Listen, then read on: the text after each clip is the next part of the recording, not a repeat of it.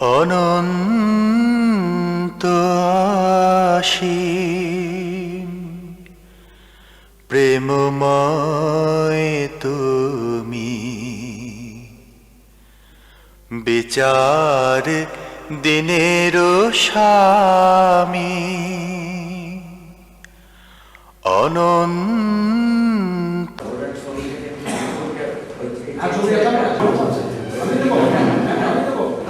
শুরু হতে যাচ্ছে এই সভার কার্যক্রম যাতে সুষ্ঠুভাবে সম্পাদন করা যায়, তার জন্য আজকের এই সভার সভাপতি হিসেবে নবাব বাহাদুর ইনস্টিটিউশনের মাননীয় মোহাম্মদ হাবিবুর রহমান সাহেব, প্রধান শিক্ষক মহাশয়, তাকে আসন গ্রহণ করার জন্য অনুরোধ করছি।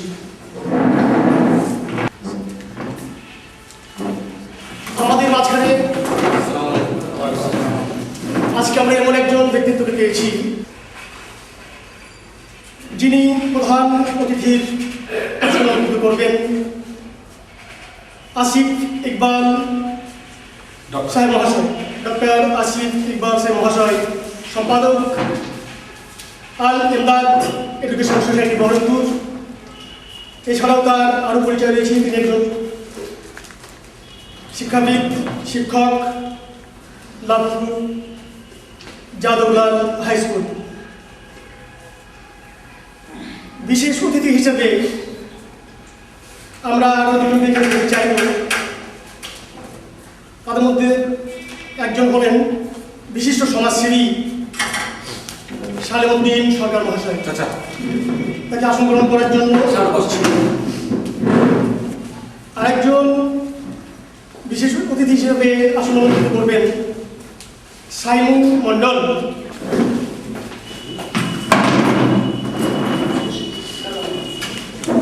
আকবর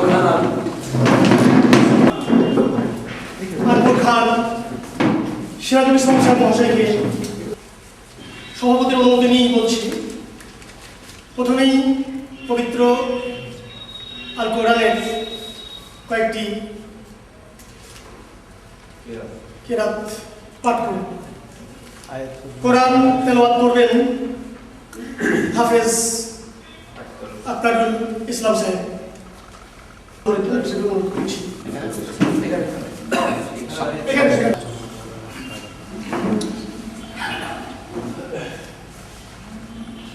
أعوذ بالله من الشيطان الرجيم. بسم الله الرحمن الرحيم.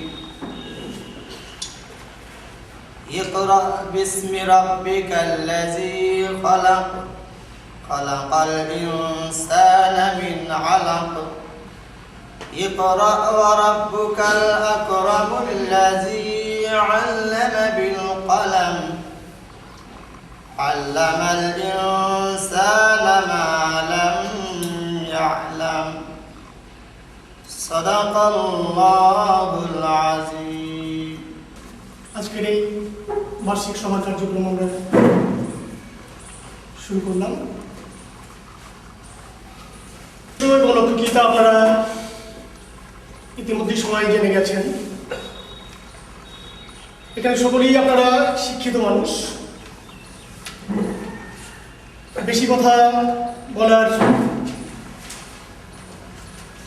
স্পর্ধা আমি দেখাবো না, তবু প্রসঙ্গক্রমে দু চারটি কথা না বললে নয়।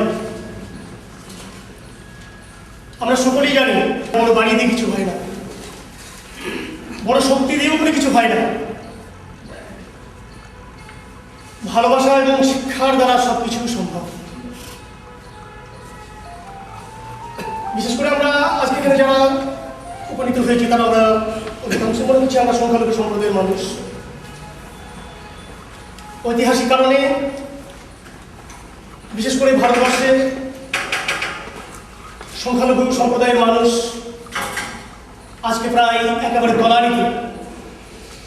সাঁচা কমিটির উপর থেকে আমরা জেনেছি শিডিউল কাস্টের চাইতেও আমরা যারা শিডিউল কাস্ট আমাদের, যাদের জন্য রিজার্ভ, আজকে মুসলিম মানে যেন খুনি, ডাকাত। জেলখানার 100 ভাগ কয়েদির মধ্যে 80 ভাগই হচ্ছে মুসলমান। নানান সংখ্যালঘু সম্প্রদায় হয়, যারা আমরা লেখাপড়া শিখেছি, শিক্ষার অঙ্গনে তখন ব্যথা অঙ্গনে এসেছি, যারা স্কুল কলেজ ইউনিভার্সিটি থেকে, যারা আমরা বিদ্যালয়ের কলেজের শিক্ষা অর্জন যারা আমরা করেছি, তারা আজকে আমরা সমাজের কাছে প্রত্যেকেই ঋণী। সেই ঋণ শোধ করার সময় আমাদের এসেছে। তাই শুধু নিজেকে নিয়ে আমরা আত্মমগ্ন হয়ে থাকবো না। আমরা জানি আমাদের ক্ষমতা খুবই সীমিত। আমরা এমএলএ মন্ত্রী কেউ নই, আমরা অতি সাধারণ মানুষ। তার জন্য ছোট্ট একটা দিয়াশালের কাঠি যথেষ্ট। একটি প্রদীপ জ্বালানোর পর সেই একটি প্রদীপ থেকে শত শত প্রদীপ, হাজার হাজার প্রদীপও ভবিষ্যতে জ্বলে উঠতে পারে, এই বিশ্বাস, এই আশাবাদ আমাদের আছে। তাই আমাদের প্রয়োজন একটা দেশের কাঠি জ্বালানো, শুধু একটা প্রদীপে অগ্নি সংযোজন করা। আমরা আশাবাদী, আল্লাহ যদি আমাদের দয়া করেন, সে এক প্রদীপ থেকে লক্ষ প্রদীপ হয়তো একদিন জ্বলে উঠবে। আজকে আমরা ঘৃণিত, আমরা লাঞ্ছিত, অত্যাচারিত, শোষিত, আমরা পিছিয়ে পড়া বর্গের মানুষ, নানান কারণে, ঐতিহাসিক কারণ। সে কথা বলতে গেলে ঘন্টার পর ঘন্টা ফুরিয়ে যাবে। সে কথা আমরা পরবর্তীতে বিরোধাবিদ আলোচনা করব। আমাদের এখানে বিশিষ্ট সমাজসেবী, শিক্ষাবিদ অনেকে আছেন, তাদের কাছ থেকে কিছুটা আপনারা শুনতে পাবেন। যদিও আমাদের আজকের এই সভা অত্যন্ত ছোট আকারে হচ্ছে, আশা করি একদিন এটা অনেক বড় রূপ ধারণ করবে, বৃহৎ আকার ধারণ করবে। ছোট্ট একটা বীজ থেকে যখন চারা গাছ অঙ্কুরিত হয় তখন সেটা ছোটই। একটা বটবৃক্ষের জন্মের ইতিহাস যদি আপনারা দেখেন, ছোট্ট একটা বীজ থেকে, শস্যের মধ্যে একটা বীজ থেকে তার অঙ্কুরোদ্গম ঘটে। তারপর সে আস্তে আস্তে বড় হয়, বিশাল মজুরি হয়ে পরিণত হয়, অনেক ছায়া দেয়, ক্লান্ত পুঁথিকে ক্লান্তি সে দূর করে, বহু মানুষকে সে আশ্রয় দেয় এবং পশু পাখি সেখানে গিয়ে ঠাঁই পায়। তো আমরা যদি ক্ষুদ্র আজকে হই না কেন, আমাদের উদ্দেশ্য যদি মহৎ হয়, সৎ হয়, তাহলে আমরা লক্ষ্যস্থানে পৌঁছাবো। আমরাও একদিন মহিলা হয়ে উঠব, বড় হয়ে উঠে সমাজের সামনে দাঁড়াতে পারবো। সেই আশা নিয়ে, সেই ভরসা নিয়ে আমাদের এই পথ চলা শুরু। এই প্রতিষ্ঠানের প্রাণ প্রতিষ্ঠাতা অনেকেই আছেন। তাদের মধ্যে অন্যতম আমাদের এই সোসাইটির কর্ণধার, আমার কনিষ্ঠ ভাতৃপ্রতিম এবং সহকর্মী আবুল কাসেম মহাশয়। তিনি কেন এই ধরনের একটি সোসাইটি গড়ে তুলতে চাইলেন, কি জন্য তিনি গড়ে তুলতে চাইলেন, এর উদ্দেশ্যটা কি, কেমন করে একে আমরা আগামী দিনে একটা বড় জায়গায় এগিয়ে নিয়ে যেতে পারি, এই বিষয়গুলোকে সামনে রেখে তিনি আমাদের সম্মুখে তার প্রতিবেদন, অর্থাৎ আল কিরাত চ্যারিটেবল সোসাইটির উদ্দেশ্য এবং লক্ষ্য তুলে ধরবেন। আবুল কাসেম ভাইকে তার প্রতিবেদন পাঠ করার জন্য, বলার জন্য অনুরোধ করছি। আসসালামু আলাইকুম রহমতুল্লাহ। এখানে অনেকে উপস্থিত হয়েছেন, বাইরে থেকে বিশিষ্ট লোক এখানে উপস্থিত হয়েছেন। নহব আদর্স ইনস্টিটিউটের প্রধান শিক্ষক, আমার শ্রদ্ধেয় শিক্ষক হাবিবুর রহমান সাহেব। এখানে উপস্থিত হয়েছেন আমরা ভগবান, যা আলিমদাদ এডুকেশন সোসাইটির সম্পাদক ডক্টর আসিফ ইকবাল সাহেব। এখানে উপস্থিত হয়েছেন আল মাসনাদ আউলিয়া ট্রাস্টের চিফ সেক্রেটারি আকবর খান। এছাড়াও বিশিষ্ট সমাজসেবী, শিক্ষাবিদ, যেমন বিভিন্ন ব্যস্ততার মধ্যে সালামউদ্দিন সরকার, মাইশো মণ্ডল, আরও আমাদের সালাম চাচা, অনেকেই আছে আর কি, যারা বিশিষ্ট বিভিন্ন ব্যস্ততার মধ্যেও আজকে আমাদের এখানে উপস্থিত হয়েছে। তার জন্য আমরা আল্লাহর কাছে লাখ লাখ শুকরিয়া আদায় করি। সকলকে আমার আন্তরিক সালাম ও শুভেচ্ছা জানাই। আমাদের এই আলকেরা চ্যারিটেবল সোসাইটির বয়স হচ্ছে 1 বছর। 20শে ডিসেম্বর 2011 সালে আমরা, অনেকেই জানেন যে আমার জীবনের লাইফটা মানে জীবনটা ছিল সংগ্রামী জীবন। মানুষের দারিদ্র্যের জাকাত ফেতরা, মানুষের সাহায্য সহযোগিতা, চামড়ার টাকা, কুরবানির চামড়া, বিভিন্ন টাকা এসব পয়সা নিয়ে পড়াশোনা করেছি। এবং তখন থেকে একটা মনে মনে একটা ইচ্ছা ছিল, সত্য ইচ্ছা, আল্লাহ যদি কোনোদিন জীবনে আমাকে প্রতিষ্ঠিত করে বা কোনো একটা মর্যাদা, কোনো একটা ভালো জায়গায় নিয়ে যায়, যদি সেরকম সুযোগ সুবিধা পাই, তাহলে আমি যেরকম কষ্ট করে পড়াশোনা করেছি, আমার মতন অনেক ফ্যামিলি, অনেক পরিবার আছে, অনেক ছেলে আছে যারা হয়তো একটা বইয়ের জন্য, একটা খাতার জন্য হয়তো তারা স্কুলে যেতে পারে না, বা এমন ফ্যামিলি আছে যারা একবেলা খাবার আর একবেলা খাবার হয় না, তারা বই কিনবে কি করে। সেরকম একটা ইচ্ছা ছিল যে গরিব দুস্থ মেধা সম্পন্ন ছেলেদের পাশে দাঁড়ানো যায় কিনা। কলকাতাতে পড়াশোনা করতাম, আমার স্নেহধন্য আকবরুল ইসলাম হাফিজ, ও মাঝে মধ্যে বলতাম। তারপর আমার বাল্যবন্ধু আব্দুল লতিফ, ওনারও খুব সংগ্রামী জীবন। আজকে ওদের ফ্যামিলির দিকে যদি তাকায়, যে আজকে একটা সাধারণ ফ্যামিলি, সেই ফ্যামিলি থেকে শুধু সচেতনতার জন্য ওই ফ্যামিলি থেকে আজকে ডাক্তার, ইঞ্জিনিয়ার, মাস্টার, মৌলানা এমন কিছু নেই তার ফ্যামিলিতে নেই। 7টা ভাই আজকে 7 রকম হয়ে গেছে, শুধু এমনই ছিল। তাই মাঝে মধ্যে আমরা যেখানে যেতাম, আমরা সকলেই জানেন আমরা কেউ কেউ অন্তরঙ্গ বন্ধু। তারপর পারভাজ ভাইয়ের নাম শুনতাম, কিন্তু আমাকেও ও আমার নাম শুনতাম, আমি ওর নাম শুনতাম, আমাকেও দেখেনি, আমিও ওকে দেখিনি। ঘটনা চক্রে যাও, একদিন সাক্ষাৎ হয়ে গেলো, আমার মতের সঙ্গে মিল হয়ে গেলো। বললো যে ভাই, গ্রামের জন্য কিছু করা যায় না, ছেলেদের জন্য করা যায় না। সঙ্গে সঙ্গে কথাকে অ্যাকসেপ্ট করে নিলাম। তারপর কুতুবুদ্দিন শেখ চাচাকে একদিন ফোন করলাম, চাচা আমরা এরকম একটা সোসাইটি করতে যাচ্ছি, কেমন হবে? চাচা বিভিন্ন সমাজের সঙ্গে যুক্ত থাকেন, সঙ্গে সঙ্গে বললেন আলহামদুলিল্লাহ খুবই ভালো হবে চাচা, করুন, আমরা যত রকম ভাবে সহযোগিতা করার করব। এইভাবে আমরা আমার এই যে শ্রদ্ধেয় নজরুল ইসলাম আবু সাইদ নিয়ে আসতে পারেন, ইনারও মাঝে মধ্যে স্কুলে বলতাম যে এই ধরনের কিছু করা যায়। ইনারও খুব সংগ্রামী জীবন, খুব দরিদ্র ফ্যামিলি থেকে এসছেন, আমার মতনই সংগ্রাম করে এসছেন। আজকে আল্লাহ একটা শিক্ষকের মর্যাদার আসনে বসিয়েছেন। এরকম একটা চিন্তা ভাবনা থেকেই যে আল-কেরাত, এবার আল-কেরাত কেন নিলাম, আমার হাফেজ সাহেব বললেন ইকরা বিসমে প্রথমে শুরু করেছেন, যে ইসলামের প্রথম শব্দ হচ্ছে ইকরা, পড়ো। আল্লাহ রাব্বুল আলামিন মানব জাতির প্রথম নির্দেশ দিয়েছিলেন যে পড়ো। আল্লাহ রাসূল সাল্লাল্লাহু আলাইহি ওয়াসাল্লাম সেটাই বলেছিলেন যে প্রত্যেক নরজনের জন্য শিক্ষা অর্জন করা ফরজ। আর শিক্ষা এমন একটা বিষয়বস্তু, কোনো মানুষকে যদি সুশিক্ষিত বা শিক্ষার আলোটা দিয়ে দেওয়া হয়, তার জীবনে কোনো অসুবিধা হবে না, তার চলার পথে কোনো অসুবিধা হবে না। অন্ধকার সবসময় আলো দেখবে। আজকে যে শিক্ষা যদি আমি না অর্জন করতাম, যদি আল্লাহ পাক আমার দ্বারা যদি শিক্ষা অর্জন করে না নিতেন, আজকে আমাকেও আজকে মাঠে ওই করোনা করে ঠেলতে হতো, মাঠে ঘাস কাটতে হতো, মানুষ কাটতে হতো। আজকে শিক্ষা অর্জন করেছে, আজ শিক্ষার বদৌলতে আজকে এখানে আসতে পেরেছি। ফলে শিক্ষাটাকে বুঝতে পেরেছি। ফলে শিক্ষা যদি মানুষকে দেওয়া যায়, আর এমন কিছু দরিদ্র ফ্যামিলি আছে যারা ইচ্ছা আছে পড়ানোর, ছেলের ইচ্ছা আছে, আগ্রহ আছে, কিন্তু তারা আর্থিক অভাবের জন্য, আর্থিক অনটনের জন্য তারা পারে না এগোতে। তাই এরকম একটা চিন্তা ভাবনা নিয়ে যে সমস্ত দুস্থ মেধা সম্পন্ন ছেলেরা যারা হয়তো করতে পারছে না, বা টাকা পয়সার অভাবে যারা স্কুল ছুট, তাদেরকে কিভাবে শিক্ষার আঙ্গিনায় নিয়ে আসা হয়, সেরকম একটা চিন্তা ভাবনা নিয়ে কোরআনের সেই ইকরা শব্দ দিকে লক্ষ্য করে আমরা আল-কেরাত চ্যারিটেবল সোসাইটি প্রতিষ্ঠা করব।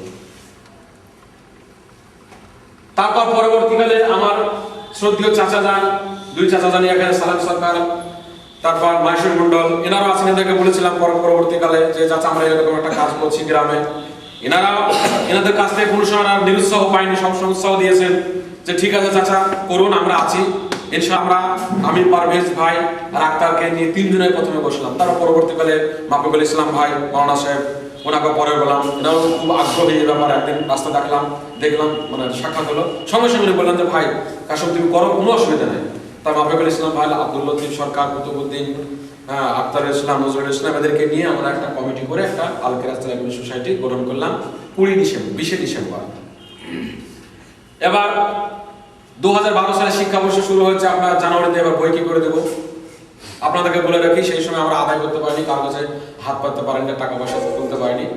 আমরা নিজেরা সম্পদ যারা পরিচালনা মন্ডলী যারা ছিল এই গভর্নিং বডি, তারাই টাকা পয়সা তুলে সব থেকে আমরা একটু সহযোগিতা করেছিলাম Baharampur x service man association, যারা এক্স মিলিটারি, তাদেরকে একদিন ঘটনাচক্র করে তাদের যে প্রেসিডেন্ট তাকে বললাম, তারা বললো যে আমরা বছরে 3 থেকে 4 লাখ টাকা বই দিই এক্স কোল ইন্ডিয়ার মাধ্যমে, ওনারা টাকা দেয়, ওর মাধ্যমে ওরা টাকা বই, তো তোমাদেরকে 10টা সেট আমরা দিব।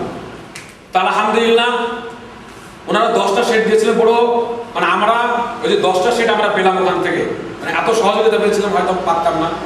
সেখানকার 10টা সেট আমরা আমাদের নিজের ব্যক্তিগত টাকা আমাদের 960 টাকা বই কিনেছিলাম। গতবার আমাদের খরচ আয় ব্যয় কিছু ছিল না, মানে ব্যয় ছিল, আয় ছিল না। আয় বলতে আমরা নিজের এবং হাজিরাঙ্গার নসিপুর এবং হাজিরাঙ্গা স্কুলের ছেলেদেরকে বেছে বেছে আমরা গ্রামের 30 জন ছেলে মেয়েকে আমরা বই দিয়েছি গতবার।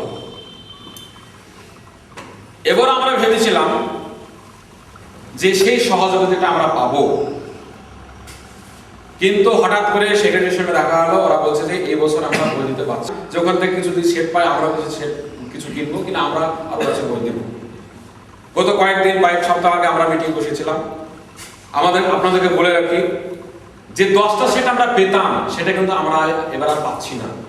তাহলে সেখানে বড় ধরনের সহযোগিতা থেকে আমরা বঞ্চিত হলাম। এবার আমাদের হাতে ক্যাশ হচ্ছে 10,000 টাকা বর্তমান।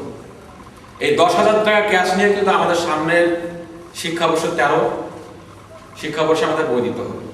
ফলে 10,000 টাকা কিছু হবে না। আমরা গতবার 30 জনকে দিয়েছি, এবার 40 জনকে বই দেব। ফলে আর্থিক ব্যাপারটা চলে আসছে।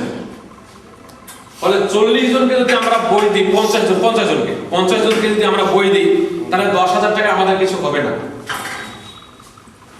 ফলে আমাদের আপনারা এখানে আছেন, আপনারা একটু ভাববেন যে গতবার 30 জনকে দিয়েছি, এবার 50 জনকে আমরা দিতে টার্গেট করেছি।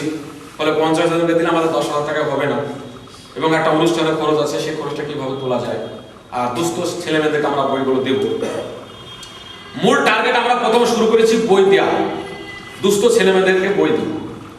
পরবর্তী আমাদের পদক্ষেপ হচ্ছে শুধু আমরা বইয়ের মধ্যে আবদ্ধ থাকবো না, বই ছাড়াও আমাদের ইচ্ছা, প্রথম আমাদের টার্গেট হচ্ছে একটা অফিস বিল্ডিং নির্মাণ করতে হবে। একটা নির্দিষ্ট একটা ঠিকানা দরকার আছে।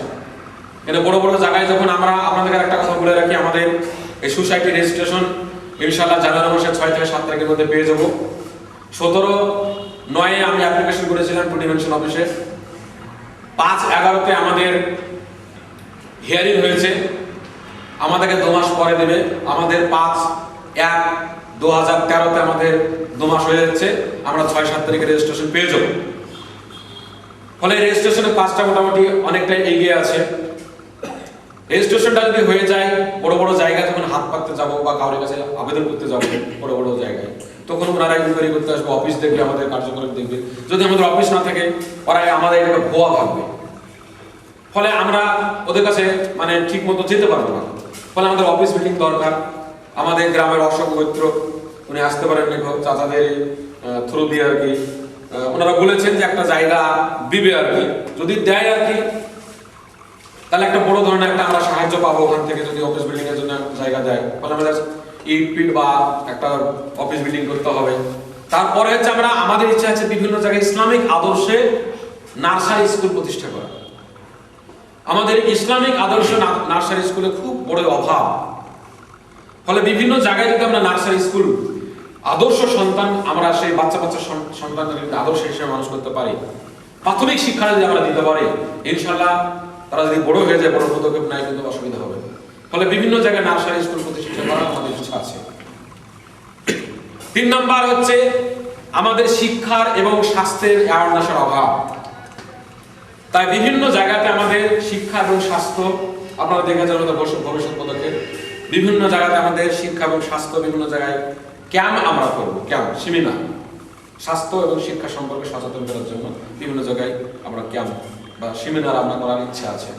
যদি আপনাদের সহযোগিতা পাই, আপনারা যদি একান্ত সহজে আমাদের পাশে যদি থাকেন, ইনশাআল্লাহ আমরা এইভাবে এগিয়ে যাব। চাঁদা ছিল 5 টাকা, তাহলে শুরুতেই আমাদের ছিল 15 টাকা।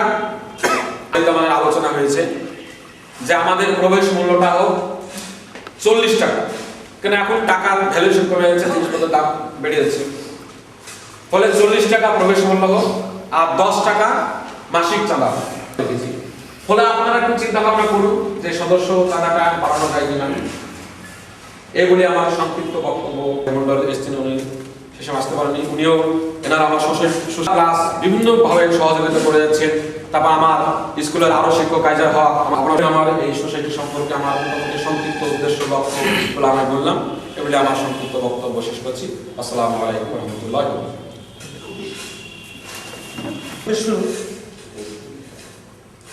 কি সে বিষয়ে আপনারা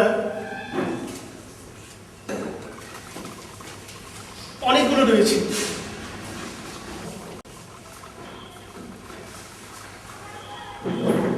একটা বাড়ি নির্মাণ করা, বাড়ি নির্মাণ করা একটা বিরাট বড় কাজ। এই যে ঘরটা তলায় বসে আমরা এখানে সবার কার্যক্রম আমরা চালাচ্ছি, এর পিছনে কিন্তু অনেক পরিশ্রম, অনেক সম্পদ লুকিয়ে রয়েছে। প্রথমে যদি আমরা ভাবি যে এত বিশাল বড় অট্টালিকা আমরা কেমন করে বানাবো, তাহলে কিন্তু আমরা পথ চলতে পারবো। তো আমাদের উদ্দেশ্য অনেকগুলো রয়েছে, কিন্তু আমাদের প্রথম যেটা প্রয়োজন, বাঁচতে গেলে আমাদের প্রথম খাদ্য প্রয়োজন।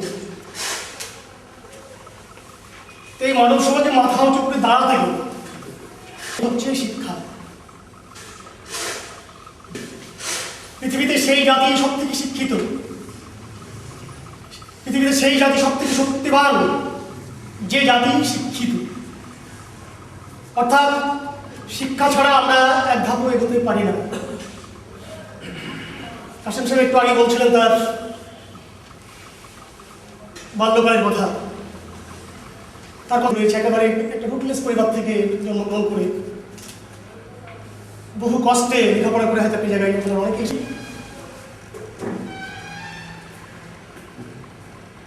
একেবারে রুটলেস পরিবারে অসংখ্য ভালো ভালো মেধাসম্পন্ন ছাত্রের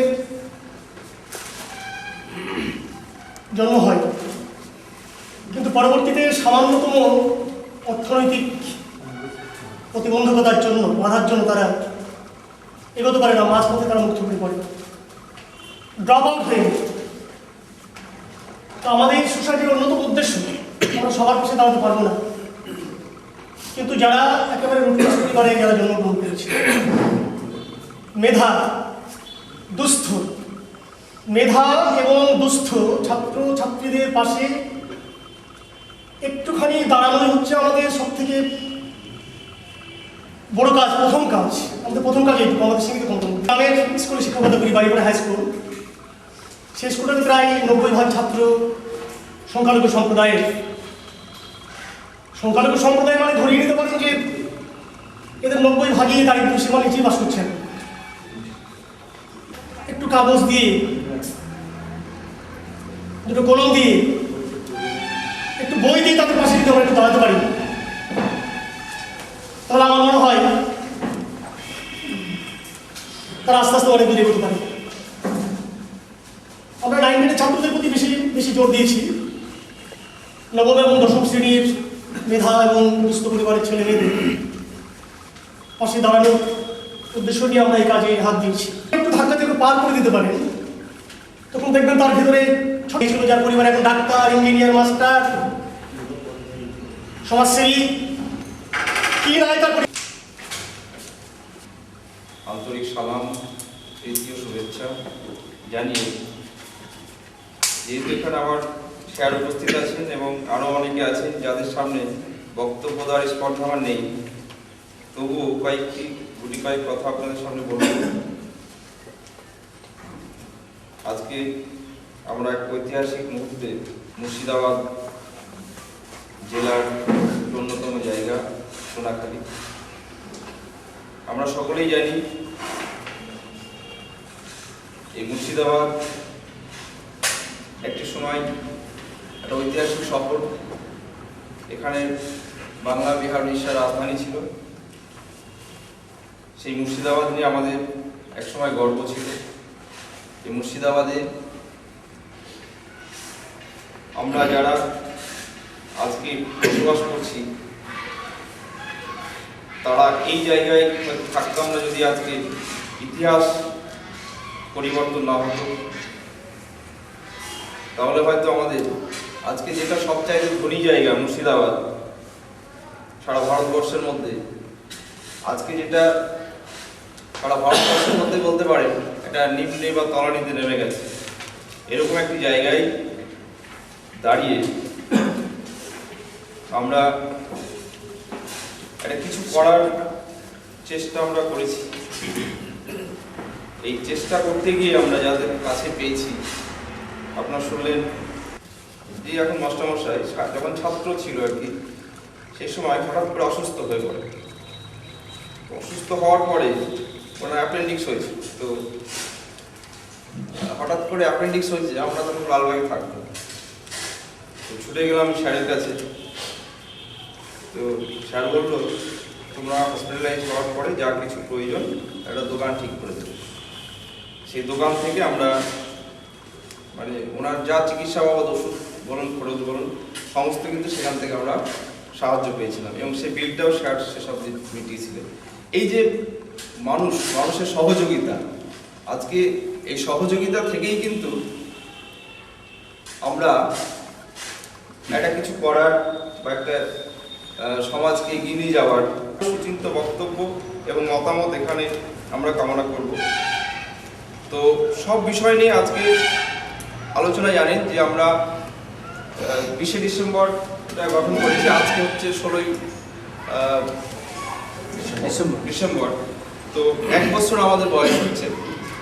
এই 1 বছরের মধ্যে আমরা ছোট ছোট মিটিং করেছি 3-4টি, কিন্তু আমরা যেহেতু বড় পরিমাণে সবাইকে নিয়ে করতে পারিনি, তাই আজকে আমরা অ্যানুয়াল বার্ষিক সাধারণ সভা হিসাবে আপনাদের ডেকেছি।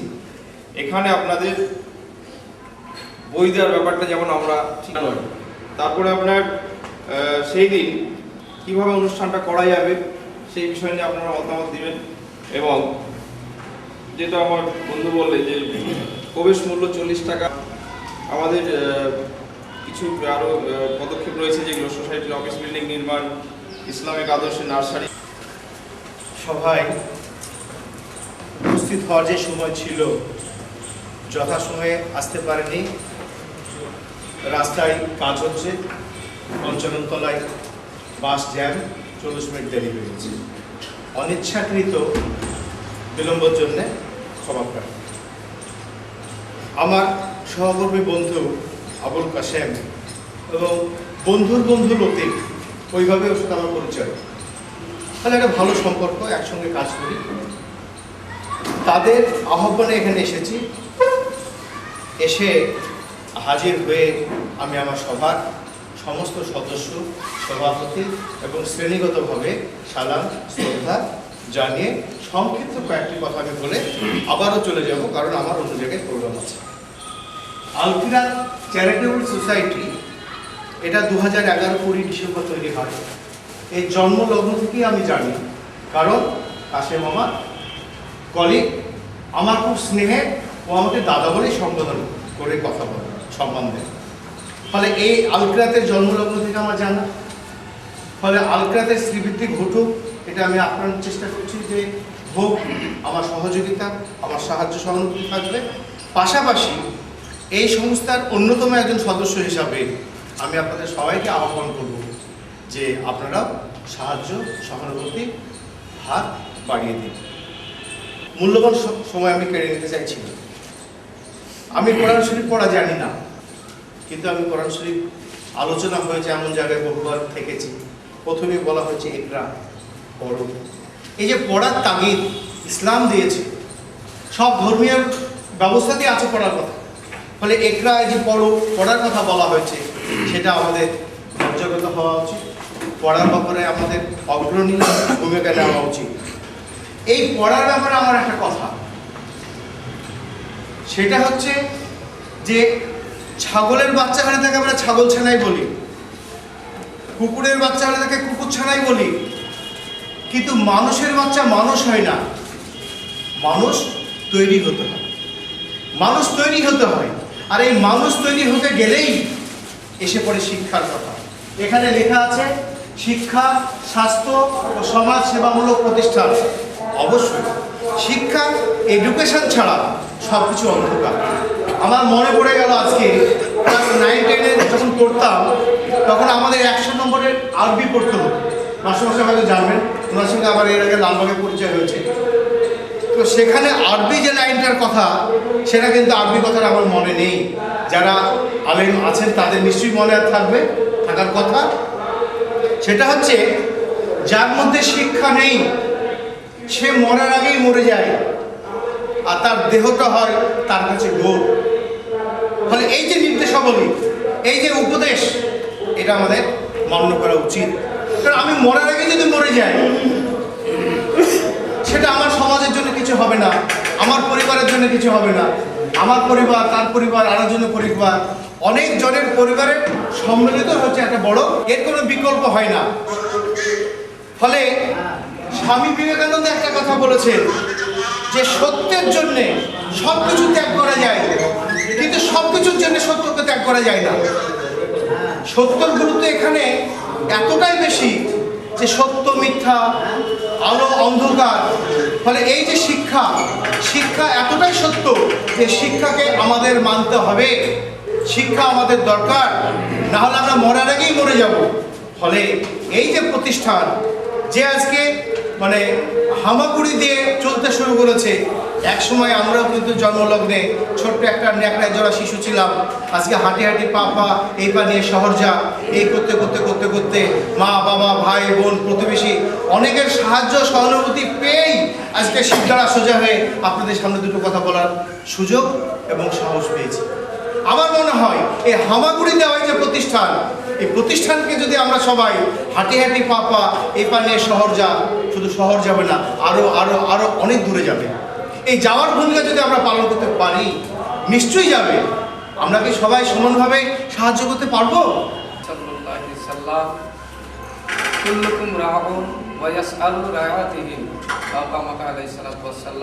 সমস্ত প্রশংসা সেই মহান আল্লাহ তাআলার জন্য, তিনি আমাদেরকে একটা বিশেষ উদ্দেশ্যে নিয়ে কিছু আলোচনা করা একটা সুযোগ করে দিয়েছেন। সেই স্রষ্টার কাছে আমরা শুকরিয়া আদায় করি, আলহামদুলিল্লাহ। তারপরেই এই সভার যে সভাপতি, তিনাকে আন্তরিক শ্রদ্ধা ও সালাম জানাই। বিশেষ অতিথি হিসেবে তিনি কথা বলা তো দূরের কথা, এখানে দাঁড়ানোটায় আমি নিজেকে দুর্বল মনে করি। আল্লাহ পাক পবিত্র কোরআন শরীফের মধ্যে বলেছেন অনেক পার্থক্য আছে, এবং আল্লাহ রসুল বলেছেন প্রত্যেকের দায়িত্ব আছে। আমি আমার মতো দায়িত্ব, একজন মাস্টারমশাই তিনার মতো দায়িত্ব। এই দায়িত্বটা যদি আমরা পালন না করি, তাহলে দেখা যাবে কি সেই স্রষ্টার কাছে আমাদেরকে কৈফিয়ত দিতে হবে। যার জন্য আমাদেরকে এই দায়িত্ব পালন হয়তো পড়াশোনা ভর্তির ব্যাপারে টাকা না দেওয়ার ফলে, বই কিনা না দেওয়ার ফলে অনেক ভালো প্রতিভা নষ্ট হয়ে গেছে। আমরা মোটামুটি এটা উপলব্ধি করি। এখনও আমরা হয়তো গর্ব করি যে আমরা শহরে এসে শহরে বাস করছি, আমাদের ছেলে মেয়ে উচ্চশিক্ষায় শিক্ষিত হচ্ছে, কিন্তু আমরা শুধু নিজেকে নিয়ে ভাবি, সমাজ নিয়ে ভাবি না। এই সমাজ নিয়ে ভাবার চিন্তা ভাবনা আসার ফলে এইরকম আল-কিরাত চ্যারিটি সোসাইটির উৎপত্তি হতে চলেছে বিভিন্ন জায়গায়। আমরা যারা খানিকটা মানে নিম্ন মধ্যবিত্ত ঘর থেকে যারা আমরা এই বুদ্ধিজীবী সমাজের সঙ্গে উঠা বসা করতে শিখেছি, আমাদের খানিকটা দায়িত্ব বর্তায় এই সমাজকে আর একটু উন্নত করে নিয়ে যাওয়া। লালবাগে যদি একটা অফিস করে করতে পারো, তোমাদেরকে আমি বেশ কিছু সার্টিফিকেট দিয়ে দেবো, ফর্ম দিয়ে দেবো, তোমরা এগুলো পরিচালনা করো। আমি যথেষ্টভাবে সহযোগিতা করবো। তোমাদের নাম এবং তোমাদের যে প্রেজেন্টেশনগুলো দেখছি আমার ভালো লেগেছে। তবে চ্যারিটি এই যে এনজিও যারা করে, কত ধরেন অনেকেই বড় বড় কথা বলেন, আমরাও হয়তো বলছি, কিন্তু আমাদের সততার ব্যাপারটা আগে রাখতে হবে। আছেও আমার মনে হয় এখন যারা হলে উপস্থিত আছে তারা বিশিষ্ট ব্যক্তিই আছেন। আমার এই কথাটা খারাপভাবে নেবেন না, মানে আমি আগামী দিনের কথা বলছি যে কি খারাপটা হয়ে যায়, তার জন্য আমি ক্ষমা প্রার্থী। তবে এগুলো কি বলবো এখন বলা। মাননীয় সভাপতি এবং আজকের এই সভা প্রিয়তা, তার ভেতর দুটি ছেলে আমার খুবই পরিচিত এবং তারা আমার ভাতৃপ্রতিম, এবং তাদেরকে আমি খুব কাছে থেকে দেখেছি। তারা হলেন আবুল কাশেম এবং আব্দুল লতিফ। এদের যে প্রচেষ্টা, এই প্রচেষ্টাকে সাধুবাদ জানাই। শিক্ষা সম্পর্কে, আপনাদের অর্গানাইজেশন সম্পর্কে আমার পূর্ববর্তী বক্তারা অনেক বক্তব্য রেখে গেছেন। আমি সেই সম্পর্কে না গিয়ে এটা কিভাবে ডেভেলপড হয় আমি সেই বিষয়ে কয়েকটি কথা তুলে ধরছি। আমাদের মুর্শিদাবাদ জেলা সংখ্যালঘু প্রধান জেলা। এই জেলার প্রায় 70% মানুষই হচ্ছে মুসলিম এবং আর্থ সামাজিক বিচারে ভারতবর্ষের মধ্যে সবচেয়ে পিছিয়ে পড়া এই জেলায় হচ্ছে মুর্শিদাবাদ জেলা। তো মানুষকে যে আর্থসামাজিক ব্যবস্থা থেকে তুলে ধরতে গেলে শিক্ষার যে ভূমিকা, সেই ভূমিকাকে আমরা অস্বীকার করতে পারি না। আজকের এই সভায় শিক্ষার সম্পর্কে অনেক বক্তায় মূল্যবান বক্তব্য তুলে ধরেছেন, কিন্তু একটা জায়গায় একটু ফাঁক থেকে গেছে আমার মনে হয়েছে। আজকের যুগের যে শিক্ষা ব্যবস্থা, সেই শিক্ষা ব্যবস্থাকে উন্নত করতে গেলে চাই অর্থ। অর্থ ছাড়া শিক্ষা ব্যবস্থায় এক পাও এগোনো সম্ভব নয়। আমরা জানি অনেক মেধাবী ছাত্র থাকেন দরিদ্র পরিবারে। সেই দরিদ্র পরিবারের মেধাবী ছাত্রদের বিভিন্ন বিষয়ে কিছু কিছু স্টাইপেন্ডও পেয়ে থাকেন, কিন্তু অনেক পরিবার আছে যাদের ছেলেরা মেধাবী নয় অথবা সে মেধাবী হতে পারে না। সে মেধাবী হতে না পারার পিছনে একটা কারণ আর্থসামাজিক অবস্থান। এবং সবচাইতে যেটা বড় কথা, দুঃখের বিষয়, এই বর্তমান যুগে এমন অনেক পরিবার আছেন যারা এখনো দুবেলা দুমুঠো পেট পুরে খেতে পান না। তাদের বাড়ির ছেলে মেয়েদের মেধাটা আসে কোথা থেকে? রাজনীতিতে অন্যায্য ব্যবস্থার বিরুদ্ধে প্রতিবাদ করতে বিষয়টা কীরকম? আজ দেখুন যে একটা আর্থসামাজিক অবস্থান থেকে উন্নত হতে গেলে, সেই জায়গাটাকে চেঞ্জ করতে গেলে অনেক কিছু দরকার হয়, অনেক কিছু জানতে হয়, অনেক কিছু জানার বিষয় থাকে যে বিষয়গুলো আমরা জানি না। ভাগগুলি আছে প্রশাসনিক বিভাগে, সেই জায়গায় যেতে গেলে যে জনপ্রতিনিধিত্বের যে দরকার হয়, সেই জায়গা থেকেই কিন্তু সংখ্যালঘু সম্প্রদায়ের মানুষ পিছিয়ে আছে। মুর্শিদাবাদ জেলা আগেই বলেছি নিয়ার অ্যাবাউট 70% মুসলিম অধ্যুষিত জেলা। জেলা পরিষদের যে সভাধিপতির আসন, দেখুন সেটা রিজার্ভ ফর শিডিউল কাস্ট। কয়েকটা অঞ্চল আমি এমন জানি, যেমন কাপাসডাঙ্গা অঞ্চল 98% মুসলিম অধ্যুষিত এলাকা, প্রধানের সিট টাকা রিজার্ভ ফর শিডিউল কাস্ট। এই বিষয়গুলি হয়তো প্রশাসনিক স্তরে যখন ভাগ করতে যায় গিয়ে তাদের ভুল ত্রুটি হয়। সকলের প্রতি আমার শুভেচ্ছা।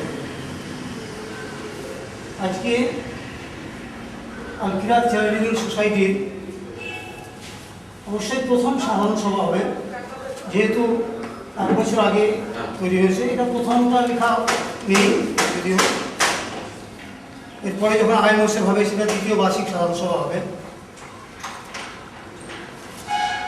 আমি অল্প দু একটা কথা বলবো, তার মধ্যে আপনারা অনেকেই বক্তব্য রেখেছেন, খুব মূল্যবান বক্তব্য। শিক্ষাকে কীভাবে এগিয়ে নিয়ে যায়, এর প্রয়োজনীয়তা কী, এর প্রতিষ্ঠাতে সেই সময় যারা একটা কমিটি গঠন করেছিলেন কারা কারা ছিলেন, কজন, ওটা ম্যাগাজিনে আমরা দিই, ম্যাগাজিন বের করছি। এবং আজকে যদি তাদের নাম, বর্তমান সদস্য সংখ্যা এখন কত, এই সোসাইটির বর্তমান সদস্য সংখ্যা কত, সারা এই যে শিক্ষার জন্য শিক্ষার আলোকে মানুষকে আনা যায় এর ব্যবস্থা করতে হবে। কালকে একটা কাগজে একটা খবরপত্র পড়ছিলাম, বাংলাদেশের বরিশাল জেলার যত সম্ভব খরজানি মতব্বর মহাশয়ের একটা ডিটেলস লিখেছেন। সামান্য একটা লোক শিক্ষার প্রতি আগ্রহ 1960-65 সাল থেকে ব্রিটিশ সরকারকে ধরে নিয়ে জিজ্ঞেস করেছিল পাকিস্তান সরকার, সেই সময় পাকিস্তানের সরকার, যে তুমি লোককে বলে অনেক কিছু শেখাচ্ছ। তে বলেছিল হ্যাঁ আমি শেখাচ্ছি। কী শেখাচ্ছ তুমি? হয়তো রবীন্দ্রনাথ ঠাকুর, রবীন্দ্রনাথ মিত্র, তারপরে রামেন্দ্র সুন্দর ত্রিবেদী, আরও অনেকের নাম মনীষীদের কথা, তাদের লেখা পড়ে আমি জগদীশচন্দ্র বসুদের লেখা পড়া শোনাই আমি তাদেরকে। তবে এগুলো তো লোকের ক্ষতি হচ্ছে না, তারা বলছে তাহলে ক্ষতি। পরবর্তীকালে এনার সম্বন্ধে অনেক কিছু লিখেছেন, অনেক সামান্য, ওনার কোনো ডিগ্রি ছিল না লেখাপড়াতে। কথা বা ভালোবাসা জানিয়ে দুটি কথা আমি বলবো। কথা হচ্ছে, কথা বলা আমার হয়তো অভ্যাস নাই, তবুও যখন নামটা দিয়েছেন আপনাদের কাছে আমার ধন্য। কথা হচ্ছে, আমরা ইসলাম এবং এই ইসলাম কিন্তু ইসলামের কার্যকলাপ কি এটা কিন্তু আমাদের জানা নাই। সেই কারণ থেকে কিন্তু আমরা পিছিয়ে পড়েছি। 10টা পর্যন্ত কার হয়তো একটা মিটিং মেয়ে ছাড় হয়েছে, কোথায় কার জমিনে মারামারি হয়েছে, কোথায় কোর্টে কেস আছে, তাকে জামিন করতে হবে, এই ধরনের কতগুলা কাজ দিয়ে আমরা ব্যস্ত থাকি। কিন্তু তার মধ্যে থেকে কিন্তু এই শিক্ষার ব্যবস্থাটা আমাদের মধ্যে থেকে বেরিয়ে আসে না। কেন বেরিয়ে আসে না? আমরা সেই সাহায্য সহানুভূতি কারো কাছে পাই না, তাই বেরিয়ে আসে না। কিন্তু এই যে সোসাইটি যে গঠনমূলক একটা তৈরি হয়েছে এক জায়গা থেকে, কিন্তু এই গঠনমূলককে মনে করি যে তাদেরকে ধন্য মনে করি, এই ধন্য মনে করি আমরাও কিন্তু তাদের পাশে লাগবার চেষ্টা করছি।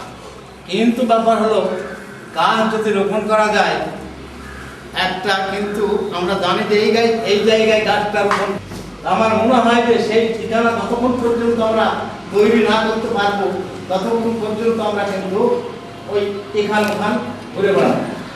এর আগে একটা মিটিং আমাদের ওখানে হয়েছিল, আপনার মাদ্রাসার সম্মুখে কাসেম ছিল, তার ছেলে ছিল এবং অশোক মৈত্র ছিল।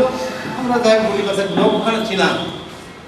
2 কাঠা হোক 5 কাঠা হোক জমি যদি দেওয়া যায় তাহলে পরে এই জায়গা, কিন্তু সেই হাড় যদি ওখানে এইভাবে তৈরি করা যায় তাহলে কিন্তু এগিয়ে দেওয়া যাবে।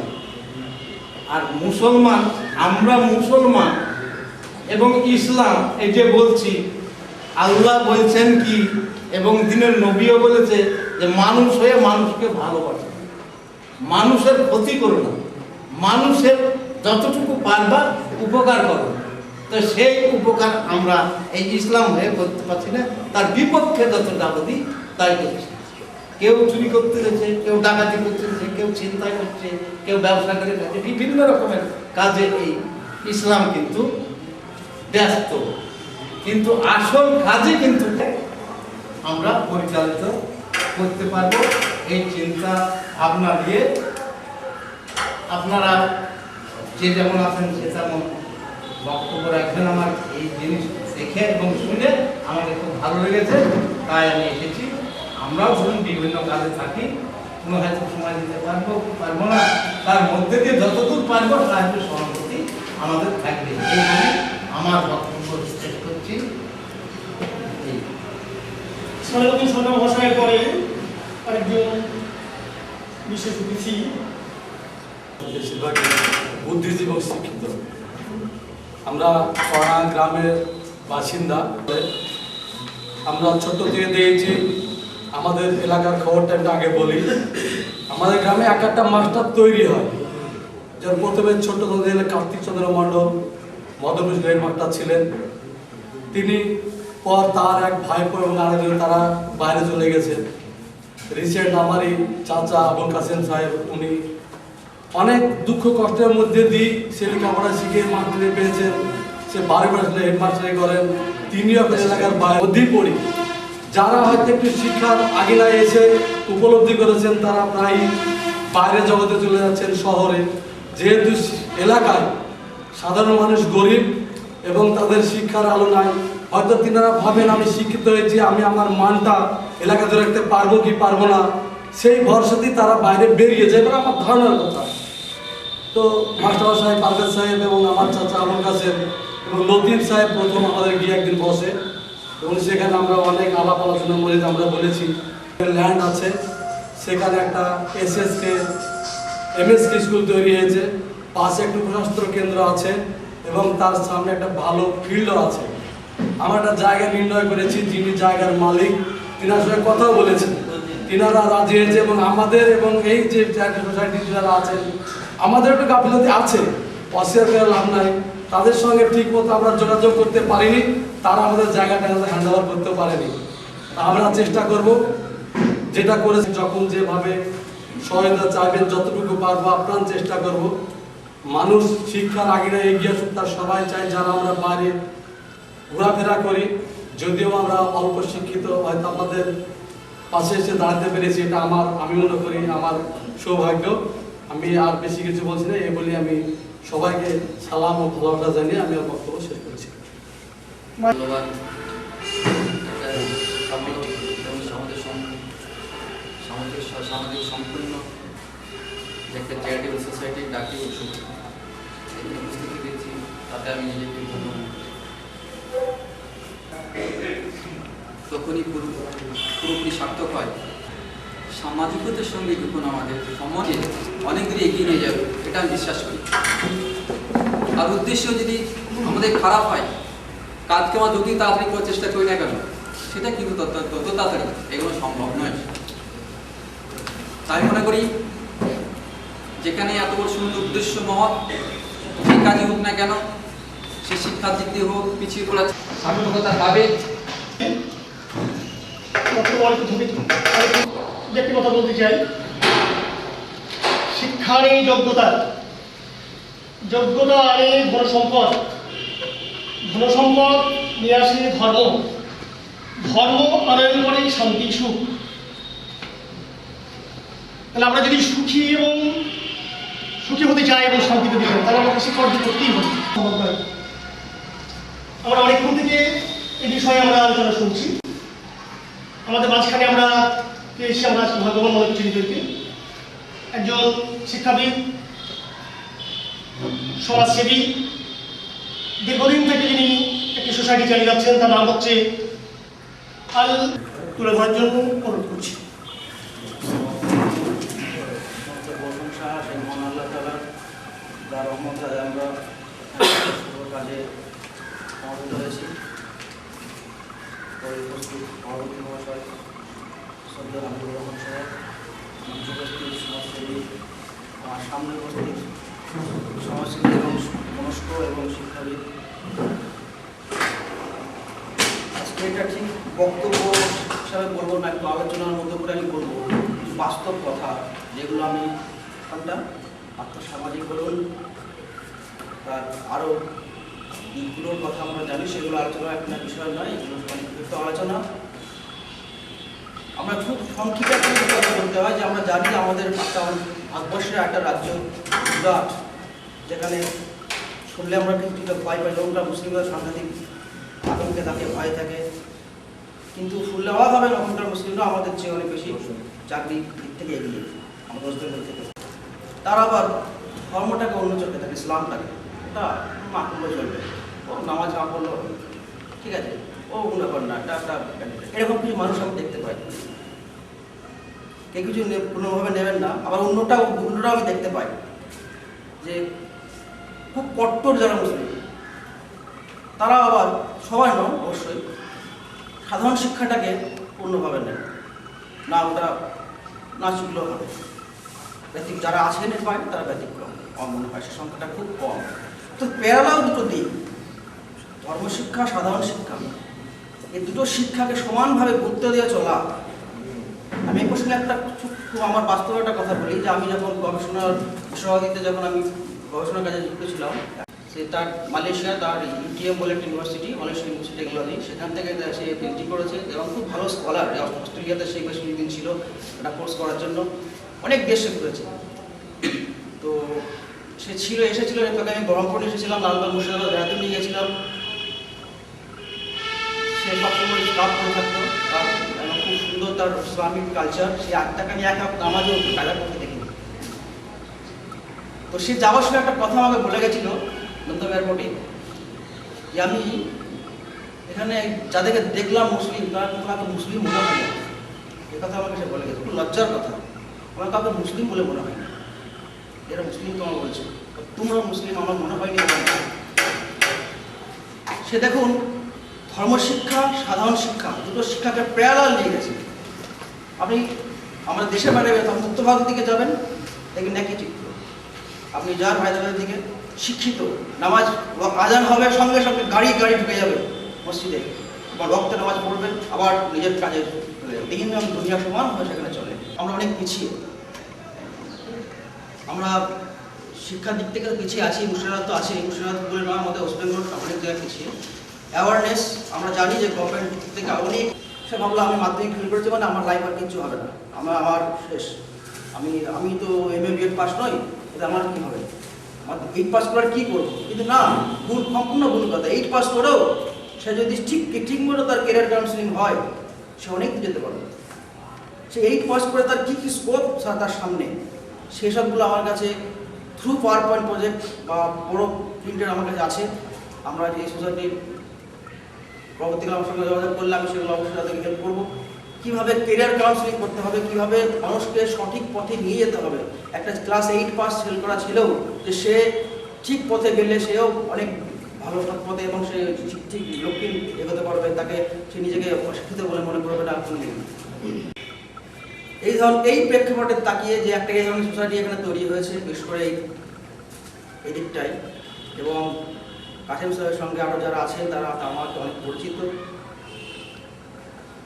যে সোসাইটিটাকে আরও ভালো করুন, বড় করুন। এবং একটা সোসাইটি হচ্ছে, আমি বলেছি, আমি রেজিস্ট্রেশনের সময় অনেক হেল্প করেছিলাম।